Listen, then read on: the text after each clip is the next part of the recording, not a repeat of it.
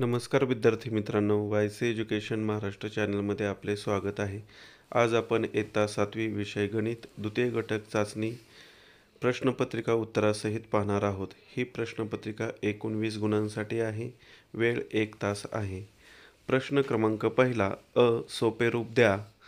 2 गुणांसाठी हा प्रश्न आहे. 1 -13/4 अधिक -3/4 बरोबर किती? 7/11 गुणिले 11/7 बरोबर किती? दोन्हीही प्रश्न इथे सोडवून दिलेले आहेत. -13 अधिक कंसात -3 अधिक गुणिले वजा वजा होतात. -13 -3 यांची बेरीज केली 4 आली. -16/4 बरोबर -4. 4×16 भागाकार केलेला आहे. त्याचप्रमाणे दुसरंही सोडवून दिलेलं आहे. 7 गुणिले 11/11 गुणिले 7 7×1 भाग जातोय. 11×11 भाग जातोय. 1/1 म्हणजेच 1. उत्तर 7/11 गुणिले 11/7 बरोबर 1. दोन्हीही उदाहरणं सोडवून दिलेली आहेत. विद्यार्थ्यांनी या उदाहरणांचा वहीत सोडवून सराव करावा, जेणेकरून अशा प्रकारचे उदाहरण तुम्हाला परीक्षेला सोडवता येईल. पुढील प्रश्न, रिकाम्या जागी योग्य शब्द लिहा. 4 गुण. ज्या दोन संख्यांची बेरीज 0 येते त्यांना एकमेकींच्या विरुद्ध संख्या म्हणतात. म्हणजे +5 -5 यांची बेरीज केली तर 0च येणार आहे, कारण की +5 मधून -5 गेले, 0 राहिले. सर्वात लहान परिमेय संख्या सांगता येत नाही.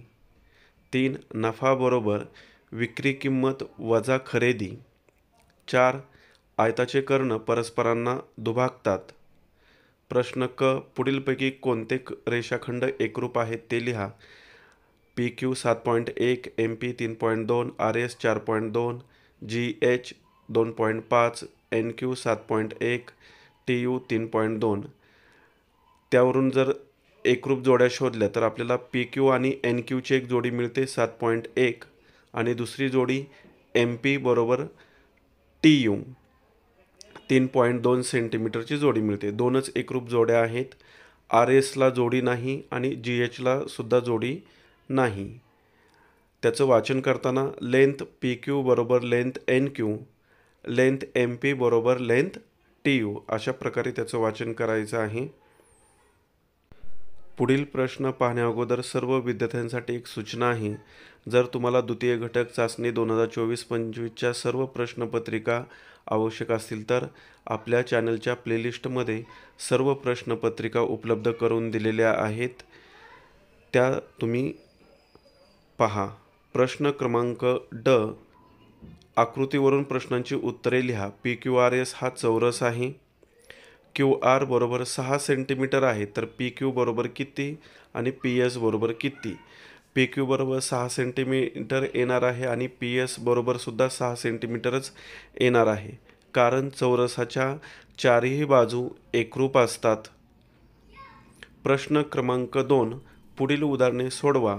1 75.5 मीटर लांब व 30.5 मीटर रुंद मापाचा भूखंड 550 रुपये चौरस मीटर दराने विकला तर भूखंडाची विक्री किंमत किती? भूखंडाचे क्षेत्रफळ म्हणजेच आयताचे क्षेत्रफळ बरोबर लांबी गुणिले रुंदी. लांबी दिलेली आहे, रुंदी दिलेली आहे, त्यांचा गुणाकार केला 2302.75 चौरस मीटर आलेला आहे. भूखंडाची विक्री किंमत 2302.75ला 550ने गुणाकार करायचा आहे. उत्तर मिळणार आहे 12,66,512.50 रुपये. पुढील प्रश्न, 1 किलोग्रॅम साखर 16.5 रुपयास विकल्यास %10 नफा होतो, तर 1 किलोग्रॅम साखरेची किंमत किती? %10 रुपये नफा दिला आहे. 100ला 10, 16.50ने आपण साखर विकलेली आहे. नफा आपण X मानला, तिरकस गुणाकार केला. तिरकस गुणाकार केल्यानंतर 165/100, 100 असल्यामुळं 2 दशांश चिन्ह द्यायचे आहेत. 1.65. 1 किलो साखरेला नफा किती मिळाला? ₹1.65. तर आपल्याला प्रश्न विचारलेला आहे 1 किलोग्रॅम साखरेची किंमत किती? नफा मिळाला असल्यामुळं आपल्याला आता खरेदी किंमत साखरेची काढता येईल. खरेदी किंमत बरोबर विक्री किंमत वजा नफा.